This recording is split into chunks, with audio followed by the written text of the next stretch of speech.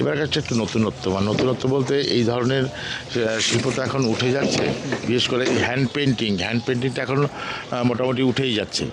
তো এই হ্যান্ড পেন্টিংকে কাজে লাগিয়ে রিক্সাতে যে ধরনের পেন্টিং করা হতো সেই পেন্টিংগুলোকে আমরা কাজে লাগিয়েছি।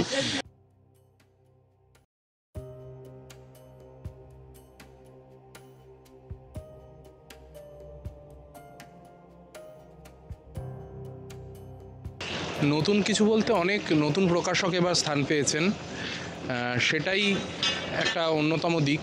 আর তাছাড়া ছোট প্রকাশকদের জন্য যে 50 স্কোয়ার ফুটের যে স্টল, সেই স্টলের সংখ্যা বেড়েছে, এটাই আমাদের কাছে নতুন। এবং নতুন প্রকাশনা সংস্থাগুলো নতুন তাদের প্রকাশনা নিয়ে আসছেন, অনেক বইয়ের সংখ্যা, নতুন বইয়ের সংখ্যা বাড়ছে।